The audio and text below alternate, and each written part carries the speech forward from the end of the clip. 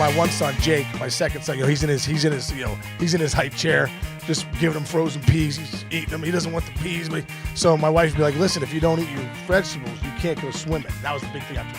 So my oldest son, just whatever you told him to do, he's crushing the food. He's like, bam, he's swimming around in the pool. He's having a great time. When my other son, Jake, wouldn't eat the vegetables. So my wife's like, Jake, you can't go to the pool if you don't eat them. So sure enough, she would turn the chair to the pool and say, all right, watch your brother swim. Watch your brother swim or eat your peas. Was it effective? Not really. But he did eat the pea. I think it did start to be effective because if he could just grind through the veggies, he could get in that pool. That's like when they built the jail right on the river. It's like every year during the regatta, it's like, oh, for real? I gotta clean my life up. I gotta be Why better. did I murder that guy? Now I can't be on a boat. Hello, everybody, and welcome to the Parentcast. I'm Abby Krisner from 105.9 The X. And I'm Bill Crawford from WDVE. That was super news anchory of you. I liked it. Hi, I'm Bill Crawford from WDVE. And I'm Abby Krisner from 105.9 The X. So this week's episode, I think, covers the gamut of crying, laughing, and also getting really, really deep.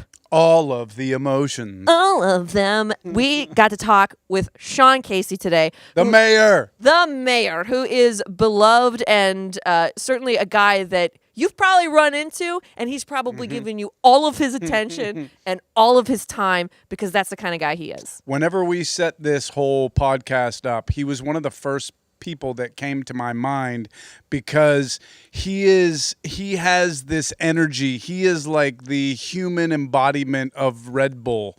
He's a walking, talking Monster energy drink, and he has 4 kids.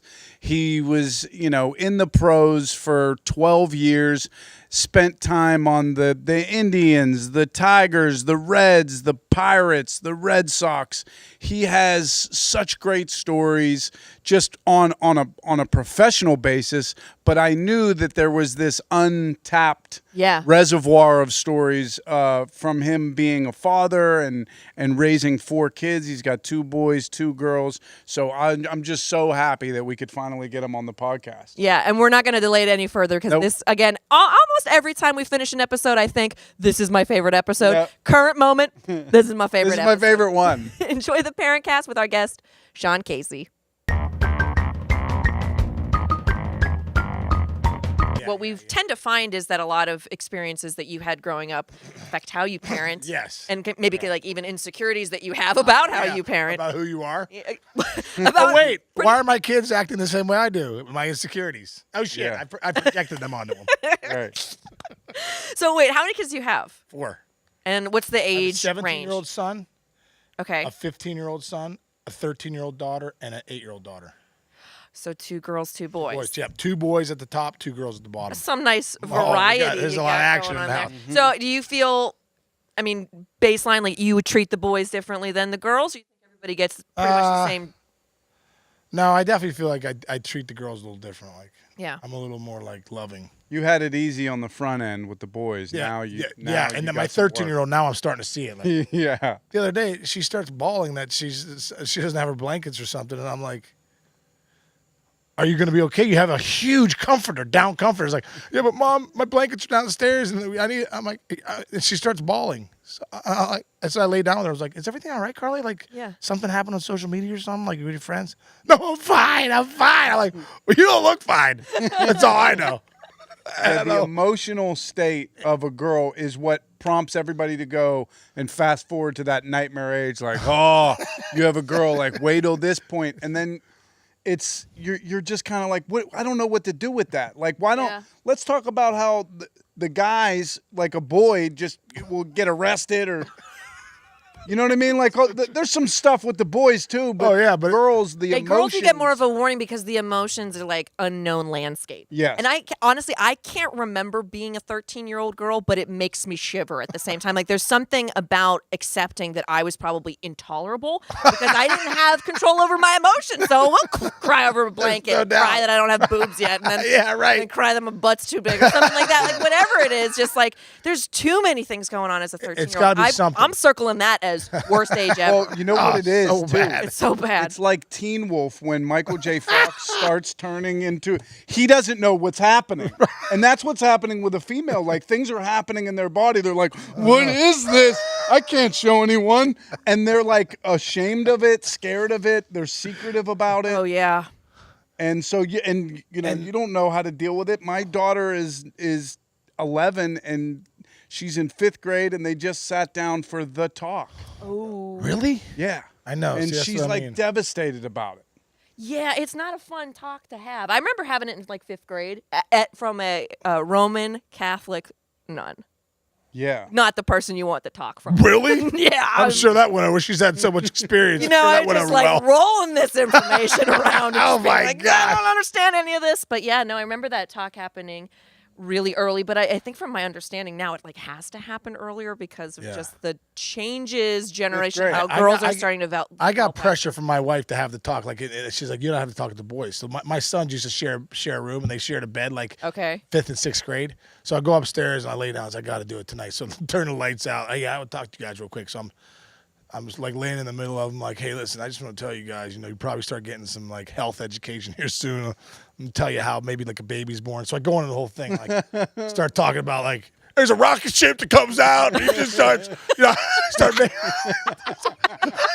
And I'm thinking to myself, where am I coming up with this stuff? It doesn't even sound right. But I'm like, Probably should have thought about yeah, I this probably should before have I thought came this in here. through. But like, I was like, yeah, I'm gonna give him the talk. But I started like getting real awkward about saying like the the words, the health words. So I'm like, Yeah. the rock shit comes and it starts firing some arrows out of there. So next thing I know, like I give the talk and then I go to leave, and then my 5th grade son, who was what 11 at the time, goes, all right, Dad, hey, good night. I go, good night, guys. Love you guys. Yeah, love you too, Dad. Hey, thanks for the awkward talk. I was like, no problem, guys. I'm here anytime. I'm here anytime. I'm here all the time. That hurt me a lot. I will see you guys in That hurt me. I thought I did great, but guess not. Well, the talk is so different for a boy because I don't ever remember getting that talk in health class and being like traumatized by it or anything. It's just kind of like along the way people are hinting at it like, hey, don't be a jag off, things are going to start happening in your body, and don't act out on some of the urges you might have, pretty much. I'm trying to like figure out what kind of granola mom I am because Edie, my daughter, is about 2.5, but very, very verbose. And I'm very happy with her language skills. Like she seems to be somewhat articulate. Right. So I'm happy about that. But she's gonna keep talking a lot. oh, I know. It seems to be genetic. So, but she will ask questions, and I so far am answering her like an adult. So we've taken baths together. She'll point at my pieces. Yeah. She'll say, "What's that?" And like without thinking, I go, "These are breasts." And then I'm like, "What the?" Oh God!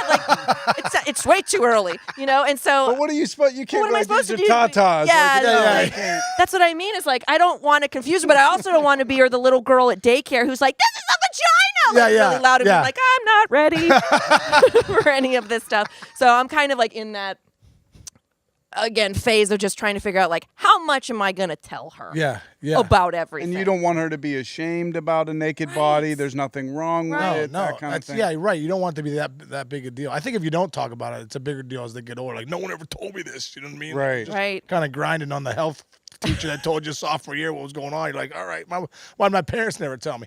I was watching. You guys ever watch that Cobra Kai on YouTube? I didn't, but I know I what mean, it it's is. Yeah, unbelievable. You didn't start watching. If you haven't watched it, you start Start watching. it? Like Okay. Johnny and Daniel, Ralph Macchio's in, like legit. Yeah. And it's kind of like role reversal. And so, and I'm watching it with my 8-year-old daughter because for some reason the Karate Kid. I let her watch Karate Kid when she was 3. So it's our favorite movie. So I'm like, That's Jillian, awesome. I'm like, Cobra Kai is on YouTube Premium. I'm gonna pay the $12 a month, and we're gonna lock in and start watching. It's like, all right. So we're on like episode 4. We've watched it the last 4 nights in a row. It's awesome. So last night in one of the episodes, Johnny, like Daniel LaRusso is now he's this big car guy, right? Right. LaRusso Automotive. Did you watch it? Oh yeah. Yeah, so LaRusso Automotives, and Johnny's like a total degenerate. Like, he's like a poor man's version of Mr. Miyagi, right? You're like, oh my God, what happened here? Like the role reversal. I mean, after he got crane kicked, like obviously things went downhill for him. Like he's been a mess. He's been a problem since the crane kick. He's been a problem, right? So you remember the one thing when he goes up with the spray can, he goes up to the billboard of Daniel LaRusso. Oh yeah. And he draws can I say a penis? Yeah. Yes. He draws a penis on the. You said shit multiple times. Oh, did so I? You can definitely say penis. Oh shit.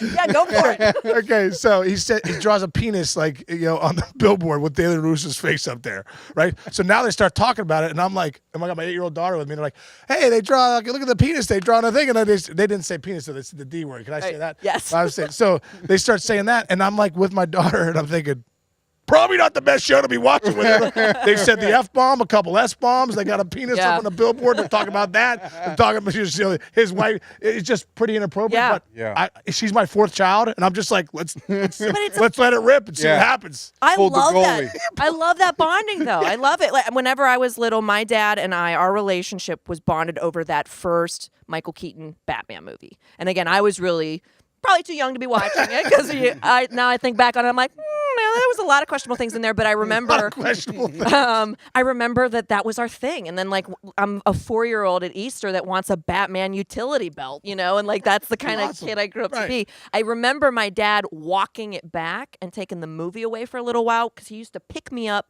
by my shoulders and he would go, I want you to tell all your friends about me. And then the line is, who are you? And he goes, I'm Batman. Okay, but before that, when he picks up the burglar, the burglar goes, Jesus Christ. Right. And so I'm, again, under 5. He picks me up, and he starts lifting me up. I go, Jesus Christ! And he just put me right back down. All right. This is not well thought out. Like, Batman's going away for a little while. We didn't intend to watch this show. Yeah, exactly. Well, my girls, it's different because I have 2 girls, and at a certain age, I forget exactly what window it was, but it was like they wanted to see my pieces. And I was aggressively avoiding it. Like they were coming after me. I would go in the bathroom, fingers are coming under the door like a Thriller video. They're like, where is it? Let's see it. And I'm like, no. Because either they're going to be underwhelmed or they're going to be overwhelmed. And either way, I got issues now. Now they've... You know what I mean? Put all You're those in the high problems school on hallways me. and they're trying to pants you. Yeah. They really were coming for me. And I was it's my goal to never let you. If I was home alone taking a shower, the door's locked. And I'm in the shower with a bathing suit on. Because I'm like, I don't know where these girls are going to come in from. Like the SWAT team, they rappelled down and come in through the window. It was a real tough. And then they just stopped. Like they gave up pursuit at a certain point. Dude, but I was like, go talk to your mom. And then Kennedy got this book. Serena gave them this book to read, sort of like leading up to the talk. And there's stuff in there about intercourse and all this stuff. And I'll never forget this face that Kennedy made. She's like, Dad, I read the book. And she just shook her head and looked at me. She's like, I can't believe you did that to Mom. And I'm like, I'm so sorry. I apologize. I am so sorry. Made you. Oh my gosh. Oh no. He's like, what, you monster? Oh my God. Dude, the other night, this is one of those parenting moments like, maybe I'm not a great parent. Now I think about it. I've never really analyzed myself to this conversation. But last night I'm watching Cobra Kai with my 8-year-old, right?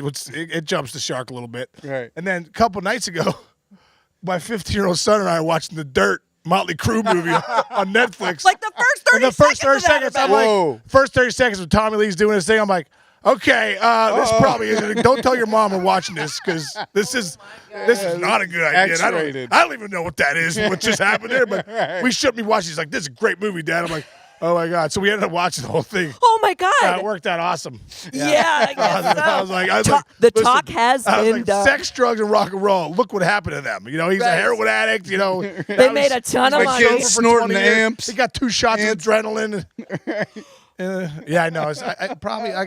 I got to get a hold of myself. No, you know what? That reminds me. My mom let me see Pink Floyd's The Wall under 5 because she didn't know what it was. Have you ever seen it? I've never seen Yeah. it. No, Have you seen it? Yes. Okay. It's it not bad? It is a appropriate. concept. it's not appropriate. It's completely inappropriate. It is a concept album to Pink Floyd's The Wall. Bob Geldof is in it as like this main character who's kind of like a drugged out demigod, kind of like rock star, that starts a movement that is very laden with like Nazi imagery and Nazi culture. But there's a rape scene in it. There is a lot of Nazi Dude, stuff. it's There's like kids getting The grinded Rock- up in a meat grinder. Oh, really? Yeah. It's a bad movie. At what point did your mom think this was a good idea for you to be watching? I don't think she knew. She knew my sister and I used to jump into my dad's vinyl collection, and we would pick records that we love based on the artwork. And so The Wall has tremendous artwork, really iconic stuff, and we just loved it. And so we listened to the record, and we would kind of like imagine these cartoons coming to life, and to us, that's all it was. The context was completely lost. So she, at some point, told my sister and I, you know, they made a movie of this. And we said, what? Like, we need to see that. And she went, I'll get it for you. But she didn't watch it. She never knew what was in it. And so I think she came in when we were watching it because I think I started crying. I think I was just that's like, a natural reaction. And so now I think she kind of wears it like a badge of honor because she's like, you guys were MTV babies. She's like, That's true. we were young parents. We wanted to watch MTV. And so you watched MTV, and she's like, and you're a radio DJ, so you're welcome for all this like ammo I gave you. So now she thinks it's great. It's so great. You guys were both kind of touching on something that I actually I've heard Joe kind of bring it up in our household with Edie because he obviously loves her, and when you have a little girl, that father-daughter relationship, like she's your little princess or whatever. And he has always said, I want to find this balance between giving her the autonomy over her body and whether someone touches her or not, but also like if she's anywhere near me, I'm burying my neck in her cheeks and I just like want to kiss her. And I know that someday she's going to tell me to knock it off. Like someday she's not going to want to hug me. Dreading that day. So yeah, kind of wondering where you're at because you guys kind of have that age range. It's happening to me a little bit. My 8-year-old daughter like snuggles with me. I can't get enough of her. I just want her to melt it and be like, I love you. Look at Ralph Macchio. You guys, he's like 54, and you know. But you know, I love I love her cuddles. Now Carly's my 13-year-old, and she's 7th grade, and she's starting to, you know, like become a woman, and you know, I'm not as cool as I used to be. It's kind of a bummer. I put her name in the song. She's like, "Stop, Dad!" You know, I'm like, Carly's halfway there. Whoa, baby, on a prayer. You know, she was like, Dad, stop it! Put my name in songs, and I'm like, I thought that was funny like 5 years ago. It was a great time, you know. So now it's like, you know, I still get hugs from her and stuff, but you know, I'm starting to get the Heisman a little bit. Yeah. Are you that's still, rough. you still It depresses me. You still feel like you have head in the clouds, little girls. Yeah, I do. I mean, but again, my 11-year-old is right at the edge of the cliff. You know what I mean? Like in her development, she's gonna go, and then I heard that like this is everybody likes to give you a preview of what's ahead, and from what I've heard for females, it's like they have their teenage years are kind of like get away from me, and then they come back. Oh, I hope so. So you kind of just have to like be patient through that time period. When you're talking about not being cool or getting the Heisman, like how much of your career do your kids know about? Do they kind of comprehend all of it? And does it bear any value? Yeah, do they in care? the home? I don't know if it bears any value. My sons are starting to ask me more questions just because they're playing high school baseball. I think they start to realize how hard the game is. Yeah. You know, you see highlights and stuff. You're like, oh, look, that home run you hit that. I think they ask questions now about guys I faced. They're just starting to do it now, you know, 17 and 15. My daughters, Jillian, I think my youngest one thinks it's cool that like I'm her dad, which is kind of cool. I don't know how long that lasts. Right. My 13-year-old daughter, Carly, you know, they do ask me questions now. It is getting kind of cool because they do have, but for so long they didn't, you know. And I was just like, they're like, how come you're home all the time, Dad? I was like, Well, I don't know. Maybe I got to get out of here for a little more MLB Network or something. But I made good money at playing Major League Baseball, and I'm home. I did this for you. I did this for you. That's why I did it. How much do you feel like you have to share, or how much do the kids maybe feel like they have to share you with the public? Because you do have obviously a very friendly disposition, and I could imagine you trying to do a simple thing and then getting roped into 1,000 conversations. Oh my God, my kids. They it's an unbelievable question because they now hate going out with me. Yeah. Because people are like, hey, you know what I mean? I start talking, hey, what's up, Jimmy? I don't even know who you are, but what's going on? You know, I just start talking to people, and they'll now they preface it, Dad, we're gonna leave. Can you not talk to anybody and just leave with us? And I'm like, yeah, let's go. Let's we look for the exit strategy. Like, there's a path over there. There's nobody. There's two guys having cocktails against the thing. Let's just bolt right there. You know, or let's leave early. So you know, so it is funny. They're starting to get annoyed. Yeah. They're getting annoyed with me. Like, it's so annoying going place with your dad. Like, talk to everybody. Everyone wants to talk to you. Right. But in the early parts, it's like it's pretty awesome because you kind of want your kids to know, like, hey, you know, your dad's somebody. Right. Your dad's I'm not a loser like you think I am around the house. Exactly. I'm not the total degenerate you think I am at home.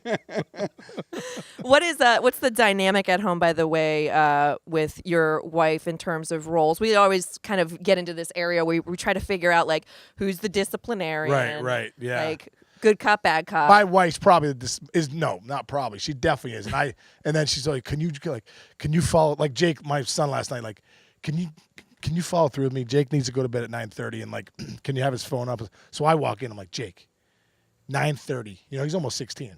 9:30, phone up, time to go to bed. You went to bed late the last couple of nights, but you've been struggling to get up for school. Dad, it's kidding me? I go, just do it for me, please. Keep the peace. I go, your mom said, I'm in here, Arnold Schwarzenegger, trying to freaking keep everything going here, okay? I'm the muscle. Now, if you don't come through for me, then I'm going to look like I'm not the muscle. And sure enough, I went up to bed like at 9. He didn't put his phone up at 9:30. And I had the conversation with last night. Really? Yeah. Really? I have to do one thing. 9:30, get in bed, and now I got to hear from Mom at 10:30, you know. But my wife's pretty much a disciplinarian. That has been since day one. I just kind of follow through. I help her with her rules. What you just said is actually something that's come up in past podcasts where there's almost this encouragement now and an acceptance now of parents, like, leveling with their kids like you just did. Right. Just basically be like, dude, I know what the deal is. Can you help me out? Can you, like, do me a solid here? I'm going to break the fourth wall here. That's something I'm struggling. I don't know what I'm doing.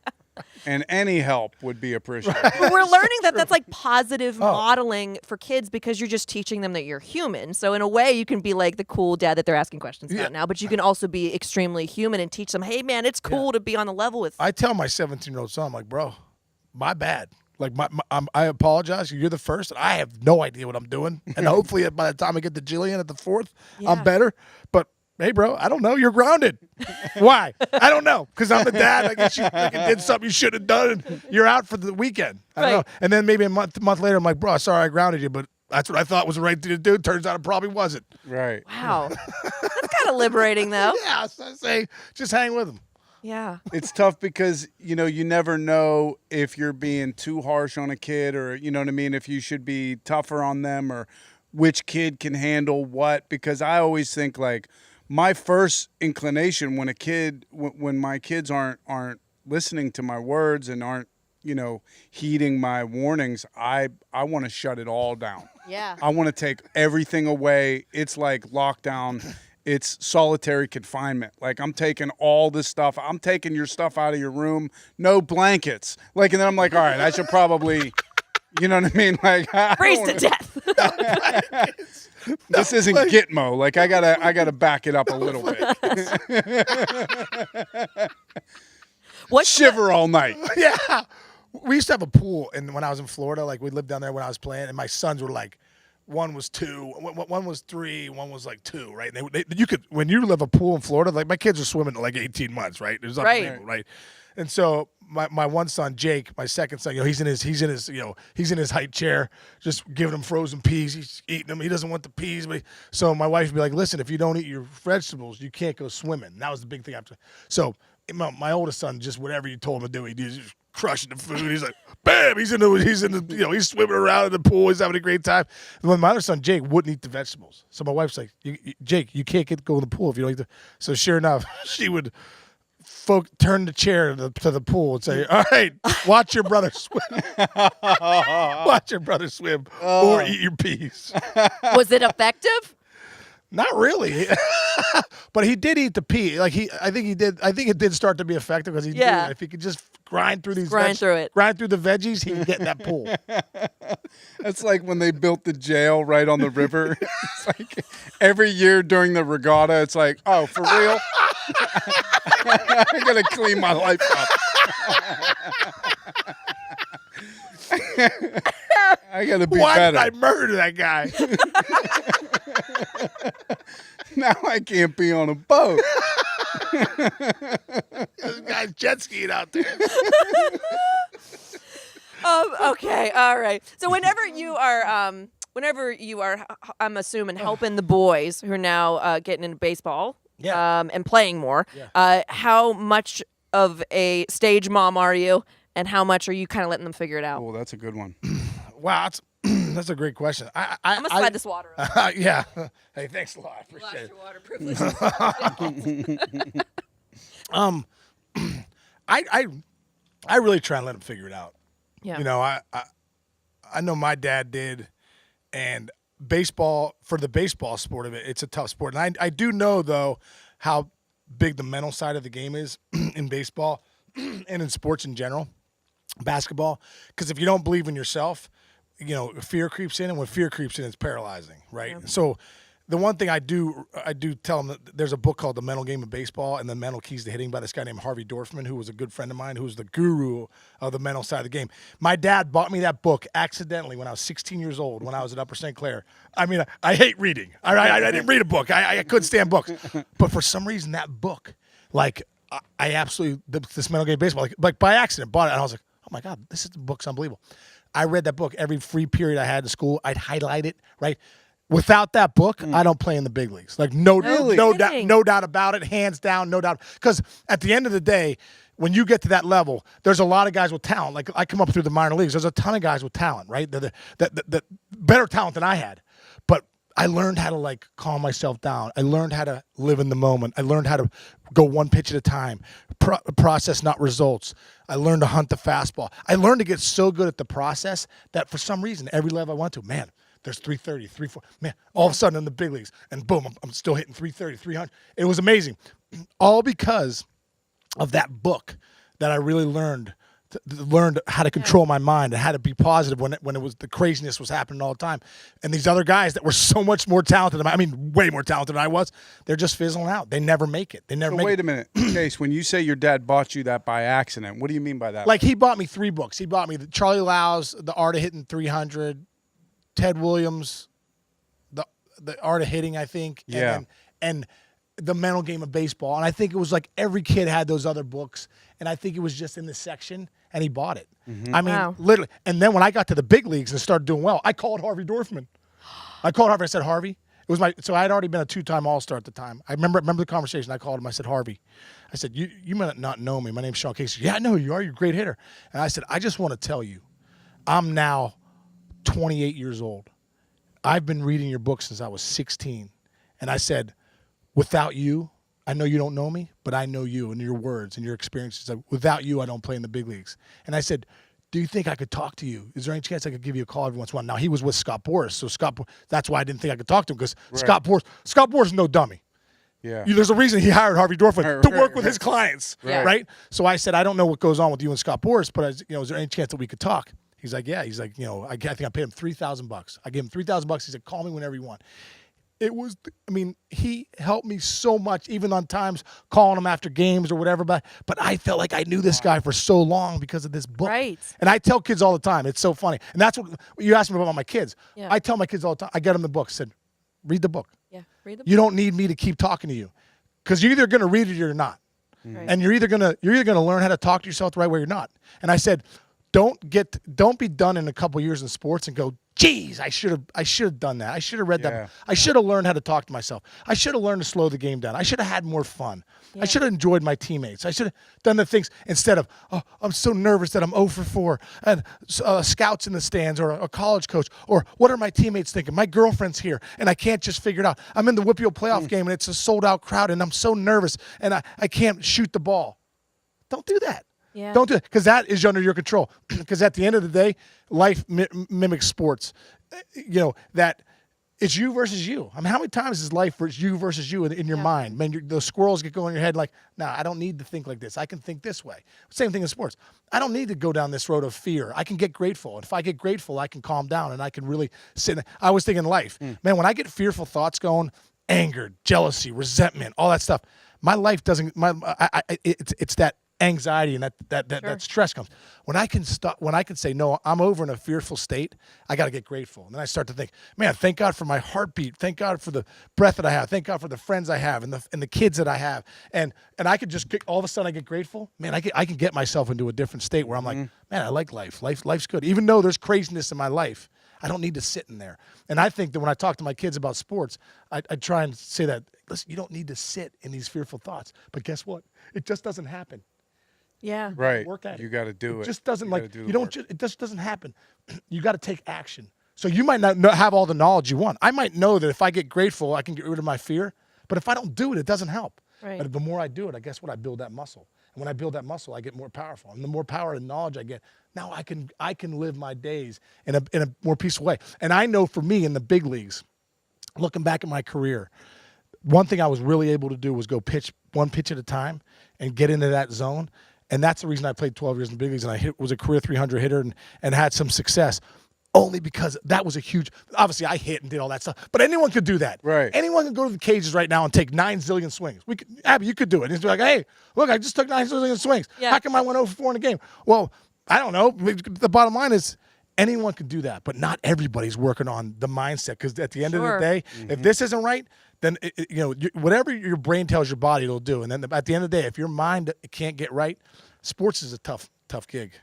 Yeah. I think too, like what I'm finding out as a parent is that you have to just keep on the track, keep yourself in that mental mind state to keep delivering those messages because you never know which one is going to stick. Right. Like that book for you came at the exact right time, Perfect hit time. you in the right spot, and then it impacted your life in that way. But you give that book to your son and maybe he's not in the spot right now to get that book and receive it the way you were. Exactly. So you just wait a couple of years or, you just keep talking to him and keep delivering the messages in the book. So even if he's not reading it, you're still delivering those lessons that you've learned. And then, because you just never know when a kid is going to get it. The switch for me turned on so late. Right. That I think like you just can't give up. It's just staying in the box with the kid, so to speak. Like so true. Working you can't the teach count. Experiences, right? Like eventually, if they're not listening to you, they're gonna have an experience that goes, man, right. that hurt. That hit me. Yeah. That stinks. Now I get it. Yeah. Right. Now I get it. Because Right. you can chirp all you want, and then when kids have experience, that's why I think for parents too, like let your kids fail. There's through struggles is where you grow, is growth. Right. So if you're not struggling at some point, there's no growth. So if you always want your kids just to be happy, hey, I just want Sarah to be happy. And let me go talk to the teacher, make sure that she doesn't say anything to Sarah. You got to struggle in life at times. And that's the message you should send your kids. Like, it's okay to struggle and kind of grind through it and see what happens and get through the other side. And that's how you grow. That's what you're preparing them for. Like, hey, guess what? Shit's going to get hairy out there. Right. And I don't want you under the bed when it happens. Right, like, exactly. I want you to be able to stand and weather whatever storm is out there. And get in it. Exactly. What kind of experience did you have growing up in terms of your parents maybe instilling that in you? Because the book sounds like it hit you, again, at the right time.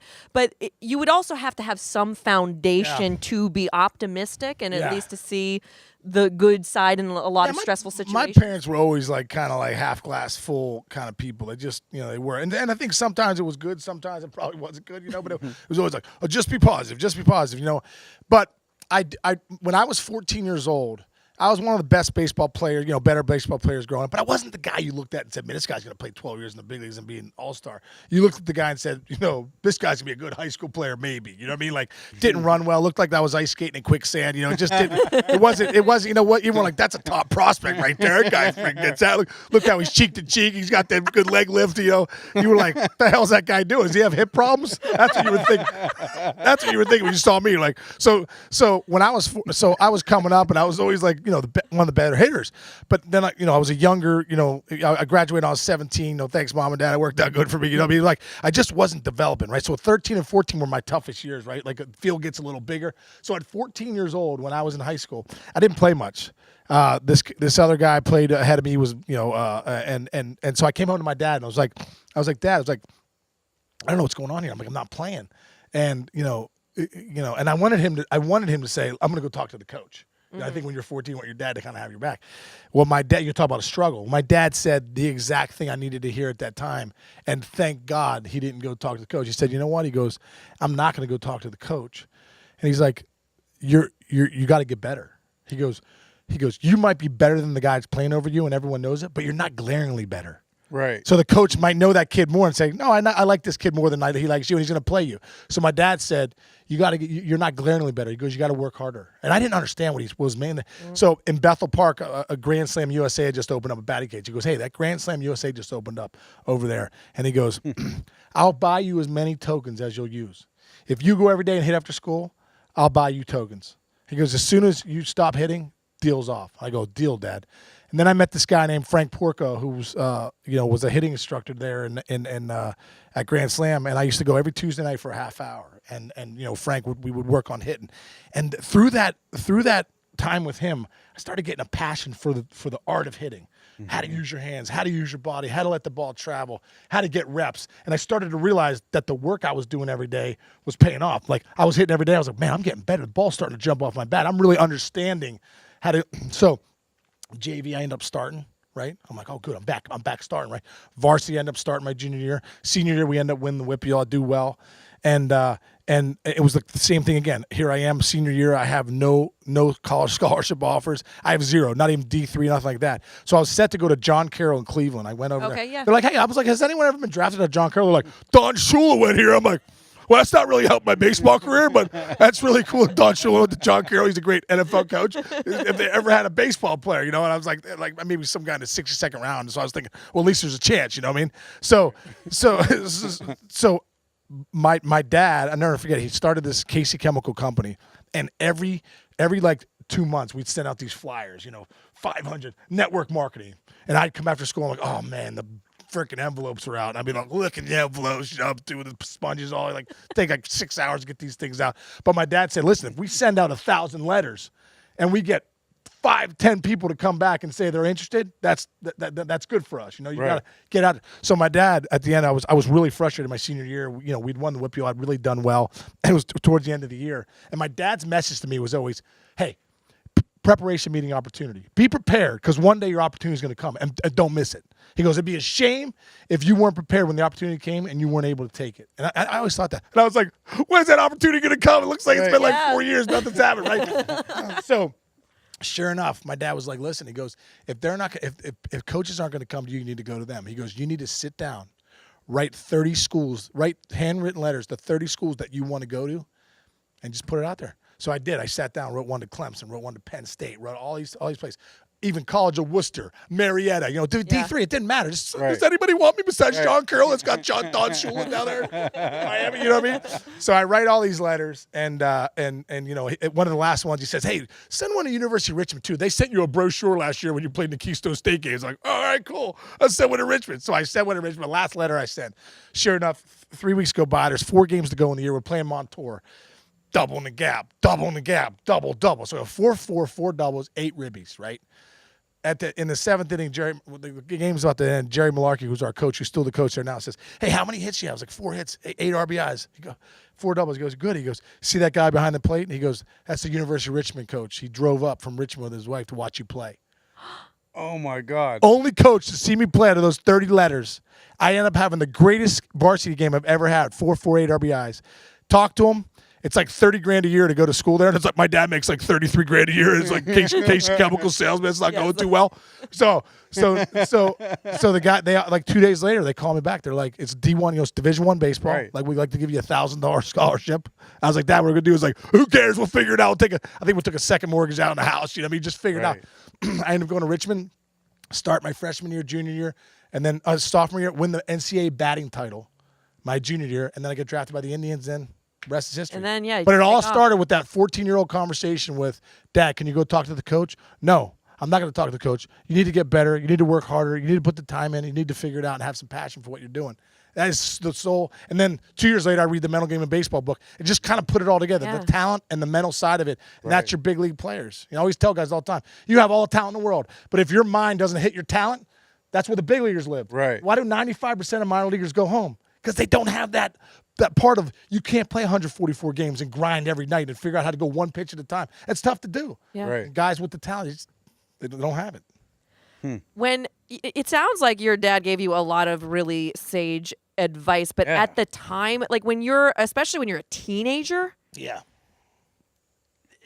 do you think that reflectively you're able to see the value in those conversations, or did you feel them when they were happening? Like he was right. No, you know what I mean? 'Cause- Reflectively, probably. Yeah. You know what I mean, looking back, like, holy shit, he was right. Yeah. This stuff works. Right. If you put the time in, it really does work. And that's I think looking back more than anything. But Yeah, that might be one good thing too. My dad never came to any of my, I'd go to the hitting session on Tuesday nights with Frank Porco, and he never came. He never was on me about stuff.